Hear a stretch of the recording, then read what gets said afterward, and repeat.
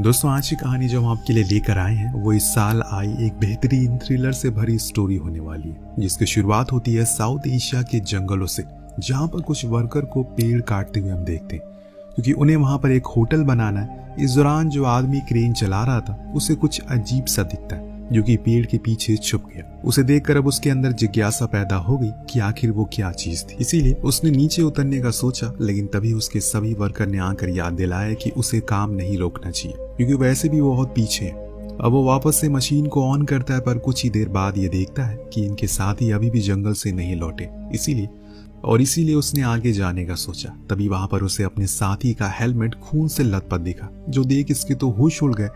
इसने अपने पैर मोड़े और भागना शुरू किया, पर अफसोस कि आगे जाकर एक जाल में फंस गया। और तभी वहां एक आदि मानव आया, जिसे हम सही से देख नहीं पाते कि वो कैसा दिखता है, लेकिन उसके पूरे शरीर पर खून लगा हुआ है और हाथों में किसी इंसान का मांस था, जो देख के आदमी समझ गया कि इसने उसके दोस्त को मार दिया। अब उसे खा रहा है, यानी कि अब उसकी बारी आने वाली है। लेकिन अब वो आदि मानव इसकी ओर बढ़ रहा है अपने एक्स को लेकर। इसके आगे क्या हुआ हमें नहीं बताया गया। फिलहाल हमें 4 दोस्तों को दिखाया जाता है, जो होते हैं निक, उसकी गर्लफ्रेंड क्लारा, तो वहीं हैनी और उसकी गर्लफ्रेंड सैमी।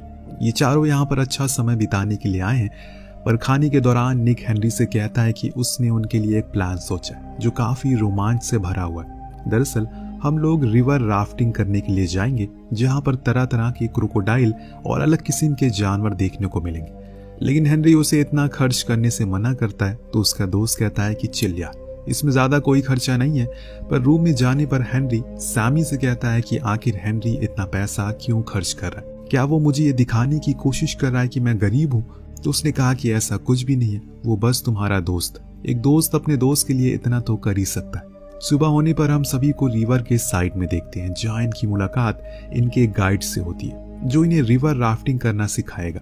और उससे पहले उसने पूछा क्या इन्होंने पहले ऐसा कोई काम किया है, तो सभी ने नाम में जवाब दिया। और तब जाकर उसने इनको शुरुआत से सब कुछ बताना शुरू किया। बताया कि वो जिस बोट में बैठेंगे उसमें सिर्फ 2 ही लोग बैठ सकते हैं, इसीलिए सभी अपने अपने पार्टनर के साथ बैठ जाए और मुझे फॉलो करें।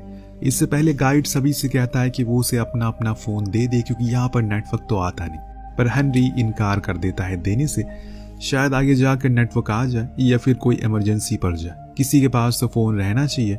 अब सभी आगे बढ़ते हैं और इस जगह की खूबसूरती को निहारते हैं। यहाँ की शांति सैमी को बहुत ज्यादा पसंद आती है। वो काफी देर बस हर चीज को देखती रहती है। तब उसके मन में एक सवाल आया। उसने गाइड से पूछा कि वो इस खूबसूरत काम को कितने समय से करता हुआ आ रहा है, ऐसी जगह बार बार कोई घूमना चाहेगा। तब उसने बताया कि ये काम उसके पिता किया करते थे, जिसके साथ वो आया करता था। पर एक दिन जब वो इस जंगल में हर दिन की तरह गए तो वापस कभी नहीं लौटे। सभी ने उन्हें बहुत ढूंढने की कोशिश की, लेकिन कहीं से कुछ पता नहीं चला। पर एक दिन जब मैं गया तो मुझे उनके सामान मिले, जिसके अंदर उनकी हड्डियां थी।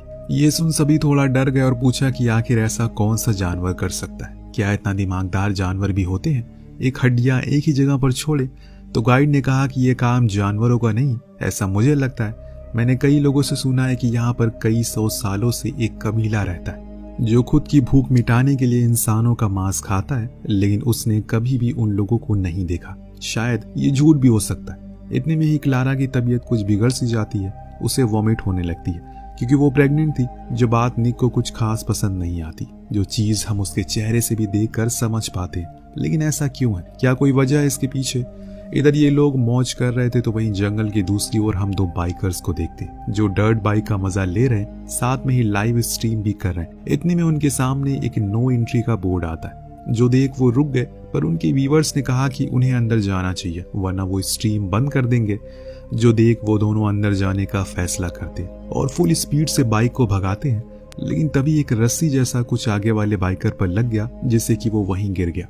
पीछे मैक्सी भी गिर गई। जब तक वो खुद को संभाल पाती, कोई चीज आकर मैक्सी के बॉयफ्रेंड के शरीर के टुकड़े कर देती और उसे लेकर भाग जाता है। पर मैक्सी को लगता है कि वो कोई मजाक कर रहा है, इसीलिए उसके पास जाती है। लेकिन जब उसने वहां पर उसके धड़ को देखा तो उसके तो होश उड़ गए। वो डर के मारे वहां से भागकर एक गुफा के अंदर गई, पर यहाँ उसे नहीं आना चाहिए था क्योंकि ये जगह उसके लिए बाहर से ज्यादा खतरनाक है। उसे अपनी एक वीडियो को रिकॉर्ड किया और कहा कि अगर जिस किसी को भी ये फोन मिले वो प्लीज उसकी माँ तक इन्फॉर्म कर दे।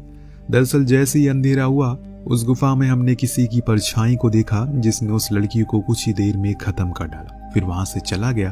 पर यह सिलसिला यही नहीं रुकने वाला, अभी तो ये लंबा चलेगा और आगे जाने पर और भी खतरनाक होगा। बस देखते रहिए। फिलहाल के लिए चलते हैं सैमी पर, जिसकी इन आदिमानव की कहानियों में काफी दिलचस्पी आ रही है। ये जानकर गाइड उसे कुछ और कहानियां सुनाना शुरू करता है, जैसे कि जो ये कबीले के लोग होते हैं वो अपने शिकार को इतनी आसानी से नहीं मारते, क्योंकि उनके पास किसी प्रकार का कोई स्टोरेज सिस्टम नहीं है। इसीलिए वो अपने शिकार को धीरे धीरे काटते हैं और उसे ऐसे जिंदा रखते हैं ताकि वो उसे कई दिन खा सके। कुछ लोगों ने तो ये भी बताया कि वो उनके घुटनों को तोड़ देते हैं, फिर उसे ऐसे ही जंगल में छोड़ देते हैं ताकि उनके जो बेटे हैं वो शिकार का तरीका सीख सके। ऐसे एक इंसान के साथ हुआ था जो कि यहाँ पर एज ए वर्कर काम करता था, लेकिन जाने अनजाने में उन कबीले वालों से एक गलती हो गई, जिसके कारण वो यहाँ से भागने में सक्षम रहा और नदी के सहारे से रोड तक आ गया। जब उसकी ऐसी जख्मी हालत लोगों ने देखी तो उन्होंने फौरन उसका इलाज किया, फिर उसकी कहानी को सुना, लेकिन किसी को उस पर यकीन नहीं आया कि ऐसा कुछ भी हो सकता है। लेकिन मुझे पूरा यकीन था कि वो सच कह रहा है, क्योंकि हो सकता है कि उसके पिता को उन्हीं जंगली लोगों ने मारा हो, इसीलिए वो उनसे किसी भी हाल में बदला लेना चाहता है, या फिर एक बार ही उन्हें देखना चाहता है कि आखिर वो दिखते कैसे। इससे ज्यादा गाइड कुछ बता पाता कि तभी वहां पर हेनरी आ गया, जिसने सैमी को ऐसे हंसते हुए बातें कर देख उसे सोने चलने को कहा, क्योंकि उसे ये पसंद नहीं है कि उसकी गर्लफ्रेंड किसी और से बात करे। अब सभी सोने के लिए चले जाते हैं, पर यहाँ बीच रात में हम क्लारा को देखते हैं, जो कि टॉयलेट के लिए उठी थी। तभी कोई उसे पकड़ लेता है, जिससे वो बहुत ही ज्यादा डर गई। पर ये कोई और नहीं बल्कि हेनरी था। जी हाँ, इन दोनों की खिचड़ी शुरू से पक रही है, जिसके बारे में अभी तक तो किसी को कुछ भी नहीं पता। लेकिन अब क्लारा कहती है कि उन्हें सभी को बता देना चाहिए, अपने अपने पार्टनर को भी बता देना चाहिए। लेकिन हेनरी का कहना था कि वो पहले सैमी से शादी करेगा, क्योंकि उसके बाद उसके डैड उसकी सारी प्रॉपर्टी उसके नाम कर देंगे, तब वो उसे डिवोर्स दे देगा और फिर हम दोनों साथ में रहेंगे। लेकिन उसका ये प्लान क्लारा को कुछ खास पसंद नहीं आता, इसीलिए वो वहां से गुस्से में चली जाती। यहाँ हम अच्छे से देख पाते हैं कि सैमी और निक दोनों ही जागे हुए हैं। उन्होंने अपने अपने पार्टनर की बात को सुन लिया, पर ये उनके लिए कोई नई बात नहीं है, क्योंकि उन्हें पहले से इस बारे में अच्छे से पता है। लेकिन वो उनसे प्यार करते हैं, इसीलिए अभी तक कुछ भी कहा नहीं। खैर, सुबह होती है, सभी बहुत खुश होते हैं क्योंकि इन्हें आज ट्रक करने जाना है। लेकिन ये क्या, निक कहीं दिखाई नहीं दे रहा है, जो बात सभी को हैरान करती है, क्योंकि कल तक तो वो यहीं पर था, पर अचानक से कहाँ चला गया। इतने में गाइड आकर उन्हें बताता है कि वो उनके फोन वाले बैग भी लेकर गया, जो सुन सभी थोड़ा सोच में पड़ गए कि आखिर वो उस बैग को लेकर क्यों गया। लेकिन अभी ना यहाँ खड़े खड़े टाइम बर्बाद नहीं करना है, इसीलिए सब उसे ढूंढने के लिए निकल पड़ते। जंगलों के बीच में इन्हें गुफा मिलती है, तो सभी को लगा कि वो शायद वहीं पर होगा। ये लोग उस ओर बढ़े, लेकिन गाइड ने जाने से इनकार कर दिया, कहा कि वो यहीं पर उनका इंतजार करेगा। तो सभी अंदर चले गए, जहाँ पर उन्हें उस गुफा में एक हेलमेट मिला, जो कि मैक्सी का था, जो देख वो सभी थोड़ी सोच में पड़ जाती हैं कि आखिर यहाँ ये हेलमेट क्या कर रहा है। पर वहां नदी में गाइड के साथ कुछ अजीब हो रहा है। अचानक उसे कुछ दिखाई दिया। जब वो सो गया तो वहां उसे काफी पुतले दिखे, जिन्होंने अलग अलग प्रोफेशन के ड्रेसेस पहन रखे थे, जिसमें से उसके पिता की भी ड्रेस थी, जिसके साथ साथ काफी सारे लोगों के सामान भी थे, जिससे वो समझ जाता है कि ये काम जरूर उन्हीं आदि मानव का होगा। इतने में ही उसके ऊपर एक आदि मानव हमला कर देता है, जिससे बचने के लिए वो भागकर अपनी बोट के पास आता और जाने लगा।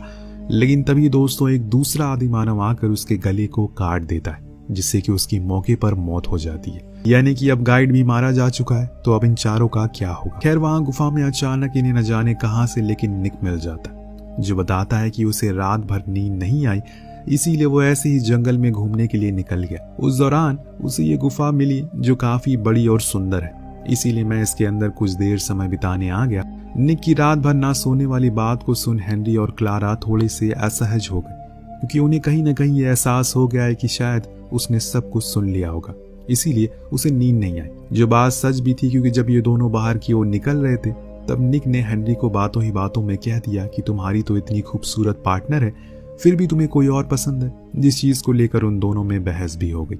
लेकिन तभी क्लारा ने इन्हें आवाज लगाकर फौरन इधर आने को कहा, क्योंकि वहां पर इनका गाइड कहीं दिखाई नहीं दे रहा। सभी को लगा कि शायद वो जा चुका है इन्हें छोड़कर, तो ये सभी होटल की ओर जाने के लिए निकल पड़ते। लेकिन बीच में ही और तभी उधर हेनरी को गाइड की बोट पर कुछ खून के धब्बे नजर आए, जो देख वो डर गया। लेकिन इससे भी भयानक चीज तो क्लारा ने देखी। दरअसल वहां एक बर्तन में कुछ उबल रहा है। जब वो करीब गई तो उसने देखा कि उसमें तो उनके गाइड का सर उबल रहा है, ये मंजर इतना भयानक था कि निक को तो उल्टी करने वाली हालत हो गई। इसीलिए बिना समय गवाए सभी वहां से भागने लगे। पर इनके रास्ते के बीच आ जाता है एक बड़ा सा पेड़, जिसे इन्हें ऐसे पार करना तो मुश्किल है। इसीलिए हेनरी ने कहा कि हमें पहले बोट को पानी के नीचे से उस पार करना होगा, उसके बाद हम पार कर लेंगे। जैसे ही वो पानी के नीचे गए, एक आदि मानव बाहर आकर उस पर हमला करने लगा।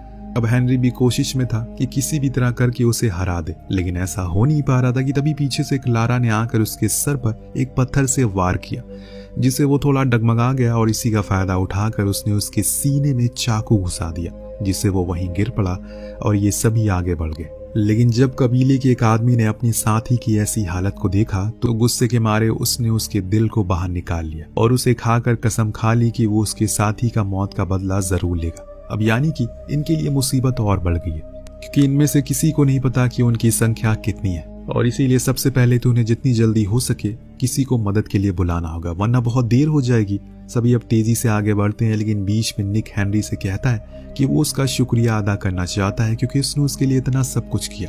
हालांकि ये एक तरीका था टॉन्ट मारने का, जो कि वो समझ भी गया, और साथ में सैमी भी, लेकिन वो कुछ भी उसे कहती नहीं क्योंकि अभी ये समय लड़ाई करने का नहीं है बल्कि साथ रहने का।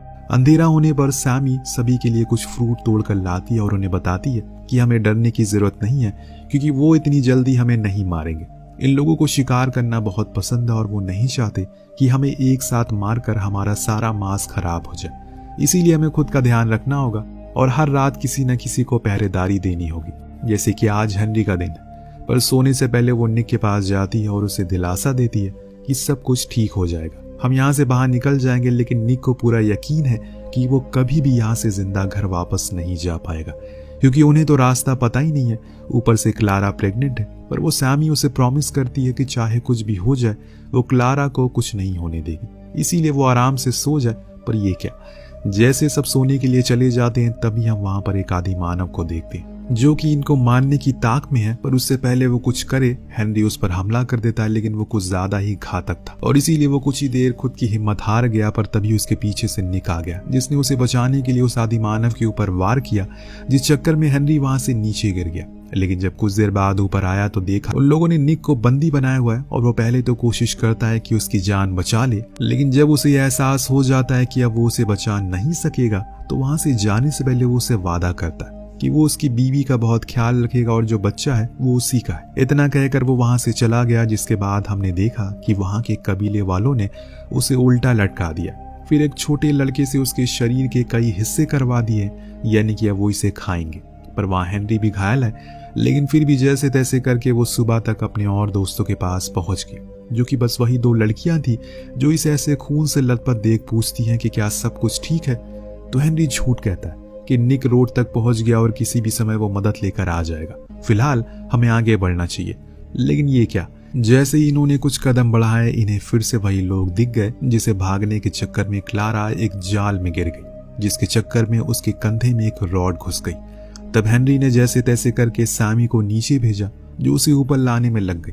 तब क्लारा ने उसे कहा कि मैंने तुम्हें धोखा दिया है, जो सुन सैमी ने जवाब में कहा कि मुझे पता है, फिलहाल हमें यहाँ से बाहर निकलना है। सैमी उसे बाहर तो निकाल लेती है, लेकिन क्लारा दर्द के मारे कर्रा रही थी, क्योंकि एक तो वो प्रेग्नेंट है, ऊपर से वो रॉड उसके पूरे कंधे की आर पार हो गई। लेकिन फिर भी हेनरी उसे सहारा देता और जो वादा उसने निक से किया उसे निभाने में कोई कसर नहीं छोड़ता। तीनों ही आगे जाकर एक झरने में कूद जाते, जहां पर इन्हें अपनी एक बोट भी दिख गई, जिसमें बैठकर ये आगे की ओर जाने लगे। लेकिन तभी हेनरी को कुछ महसूस हुआ। उसने बड़ी ही चालाकी से खुद को एक पेड़ के पीछे छुपा लिया। तभी वहां पर आदि मानव आ गया, जिसके ऊपर उसने हमला कर दिया, पर वो बहुत ही ज्यादा ताकतवर। उसने हेनरी को वहीं रस्सी से बांध दिया और खुद उन दोनों लड़कियों के पास चला गया। पर हेनरी इतनी आसानी से हार मानने वाला तो नहीं है। वो चाकू की मदद से रस्सी को काट कर पानी में कूद जाता है। फिर उन पलों को याद कर जब उसका दोस्त बहुत तकलीफ से जूझ रहा था, जिससे कि उसके अंदर और ताकत आ जाती है और उस आदि मानव के गले को ही वो अलग कर देता है और वहीं चिल्लाना शुरू करता है, क्योंकि अब वो अपने दोस्त की मौत का बदला सबसे लेकर रहेगा, उसके बीवी बच्चों को बचा कर रहेगा। इसीलिए अब उसे मरने के बाद आगे बढ़ता है। लेकिन अब चैन की सांस लेने का समय नहीं था, क्योंकि उसके सामने अब वो पूरा कबीला आ चुका है। उसने उन दोनों लड़कियों को जाने को कहा और खुद उस झुंड में घुस गया अपने दोस्त की मौत का बदला लेने के लिए। लेकिन कुछ ही समय के अंदर उस भीड़ ने उसे खत्म कर दिया। पर यहाँ इन दोनों लड़कियों ने खुद के पार्टनर की जान की बाजी को व्यर्थ नहीं होने दिया और अंत में खुद को बचा लिया, जिसके साथ इस कहानी का यही पर अंत होता है। आपको इस कहानी से क्या सीख मिलती है नीचे कमेंट करके जरूर बताएगा। मिलते हैं अगले वीडियो में। Thank you so much watching. Peace out.